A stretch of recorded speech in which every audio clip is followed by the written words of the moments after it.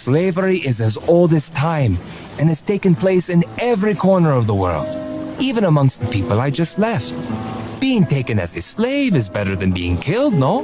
Before you judge, you must ask yourself, what did the culture and society of the time treat as no big deal? That is our new educational cartoon system. Wait a minute, that's really happening right now? That's Trump's PBS replacement features Christopher Columbus telling kids that slavery was no big deal. Wait. Wow. PBS where like Sesame Street be on? PBS.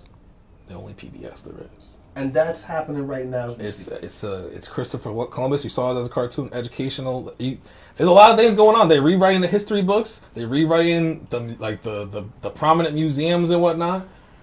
They rewriting what they tell, how they pitching it to or how they're packaging it to our kids and whatnot. All right. So what's your question? What's your thoughts? Excuse me. Thoughts with a question mark. What is our thoughts on that? I'm offended. Yes. What do you think? You can go first. I'm offended. There we go. That's reasonable. Yeah, I'm very offended. Break that down. I'm offended because how dare they? And that to me, if I, being a parent, I would never allow my children to watch that. One, two, they are trying to erase everything, our history. Mm-hmm. It is up to us as individuals. It is up to us as parents. I don't mean to cut you off. Because another thing is that they're taking things out of the Constitution where people are saying you need to buy the Constitution because they're taking things out of the Constitution or whatnot. What? Okay. We don't really care. We don't really care about the Constitution because the Constitution wasn't written with us in mind. So what do we care about? I wouldn't spend money on buying the Constitution. It has nothing to do with my people. Right. So why would I spend money on even buying that? But the simple fact is that they make a cartoon. To me, that's a smack in the face to us as African people. Absolutely. But it's also a smack in the face to us, to our ancestors, for you to have Christopher Columbus trying to say that slavery was not important when, he's one of the people that I learned about in school that in my childlike mind thought discovered America, and for them to me, that's teasing. That's teasing us, and that it offends me. And I feel like it's up to individuals, it's up to parents, it's up to educators to teach our children, even if they're trying to wipe out our history, because the library has books for days. Teach our children that the true history of what we know as the true history, because Martin said it before, they would never understand we would never understand what our true history was because it's been tainted and altered, and what I mean. So we would never truly understand our true history. But there is research out there that you could research to learn on some of the lineages that you come from. You know what I mean? Like slavery, you can understand the dynamics about slavery. All we need to know is that our people were lynched. All we need to know when it comes to slavery is that we were made to do, pick cotton and give them free labor and build their countries and build their communities. And we know that to be factual. You know what I mean? All we need to know is they fed our children to alligators and dogs. All we need to know is they raped our men in front of their husbands, in front of their wives. You know what I mean? That's factual history. Yeah, say that's no big deal is crazy. To say that is no big deal is a very offensive, especially coming from Christopher Columbus, who was a womanizer who murdered and killed people. I almost shedded a tear hearing that cartoons. Sorry. I'm a G. I gotta. Thank you.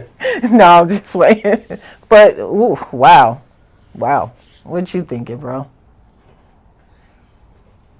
I told you. Okay, deep. So no, I'm good. I'm good with that. So I'm gonna say this. Yes to everything my sis said, but I'm gonna say I'm not as offended as I could be. Are you not surprised? I'm not surprised at all. Okay. And once again, I'm in a space now where I'm about holding us accountable. Okay? And I'm going to tell you why I say that. The Japanese do not allow any other culture to educate them. The Chinese don't allow any other culture to educate them. Right? So what I'm saying is that if I come into your house, if I'm in your house, I have to abide by your rules. Whatever you say goes. If I don't like it, what do I have to do? Peace out. I have to leave, right?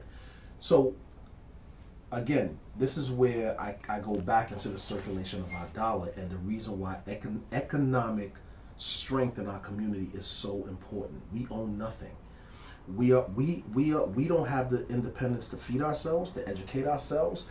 Our women are dying at an alarming rate when it comes to the medical profession. The black woman is dying more than any other. Okay, so we can't heal ourselves. We don't educate ourselves. We don't own property, right? So we are allowing the oppressor to educate us. What do we expect? What do we expect? Right? Who owns PBS? Who owns it? Probably someone. It's not us. Right.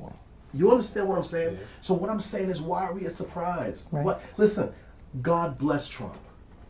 And this is going to be controversial. God bless him. I'm going to tell you why God bless him. I'm going to tell you why God bless him. Because you know why? Sometimes it's better that somebody tells you to your face they hate you than for them to pretend they love you and stay in the dark. You know what's so funny? I thought about that when I knew that you was coming on. I know you said that to me before he was elected. Yes. You still feel that way? I still feel that way. What you're saying makes sense. Listen, but as far as him, I'm going to cut you off. But as far as between the choices between him and Kamala, first of all, or Kamala, I don't even want to entertain that. I don't want to entertain that. What I'm saying is